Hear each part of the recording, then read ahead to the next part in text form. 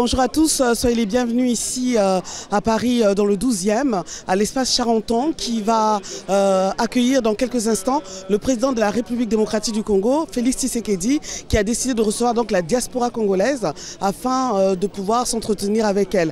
Alors comme vous pouvez le constater, nous sommes ici à l'espace Charenton, bondé de monde, une foule immense, déjà des personnes sont à l'intérieur avec certaines personnalités, d'autres continuent à faire la queue pour attendre leur entrée. Mais d'après ce que nous avons eu comme information, tout le monde pourra entrer et pourra regarder et entendre ce que Félix Tshisekedi a à dire à sa diaspora congolaise qui s'est déplacée de partout, de la province et d'autres pays. Vous êtes venu ici à l'espace Charenton à l'invitation du président de la République. Qu'est-ce que vous attendez de cette rencontre? De cette rencontre, nous attendons beaucoup. Le président vient dans un contexte où, vous savez, il y a la guerre au pays. Il a beaucoup à dire aux Congolais parce que les Congolais lui demandent des explications. Pourquoi depuis 5 ans qu'il est là, la guerre continue et que ça ne finit pas.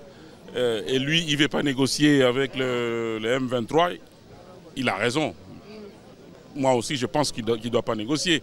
Donc il faudra qu'il explique un peu aux Congolais, on ira jusqu'où avec cette guerre. Et qu'est-ce que, après ces rencontres avec les présidents de la France et les autorités allemandes, qu'est-ce qu'on peut attendre de toutes ces rencontres? Voilà, je pense qu'aujourd'hui, ce sera une occasion pour que lui puisse nous dire où ça en est. Il était 16h30 lorsque Félix Antoine Tshisekedi a fait son entrée dans la salle de l'espace Charenton, accueilli par une foule en liesse. Après l'hymne national, il a pris la parole en remerciant la diaspora congolaise de France de s'être déplacée un 1er mai. Cela montre, a-t-il dit, l'intérêt que vous me portez. C'est sans langue de bois que le président Tshisekedi a demandé aux Congolais vivant à l'étranger de faire preuve de patriotisme en évoquant l'insécurité qui règne à la frontière avec le Rwanda. Il a présenté les différentes solutions appliquées pour que la sécurité soit rétablie sur l'ensemble du territoire. Ce problème d'insécurité avait d'ailleurs été au menu des échanges avec le chancelier allemand Olaf Scholz et Emmanuel Macron, président de la République française. Félix Antoine Tshisekedi a ensuite présenté les 7 piliers sur lesquels son mandat va s'appuyer. Parmi ces piliers, celui de la création d'emplois pour les femmes et les jeunes, avec la mise en place de plusieurs fonds de garantie pour l'entrepreneuriat au Congo. Un autre engagement, celui de l'amélioration du pouvoir d'achat des Congolais en encourageant la production locale et en utilisant plus souvent le franc congolais, car le Congo vit à plus de 50% d'importation. Autre point abordé, la diversification de l'économie de la RDC, qui est basée sur les minerais dont le prix est indexé sur le dollar.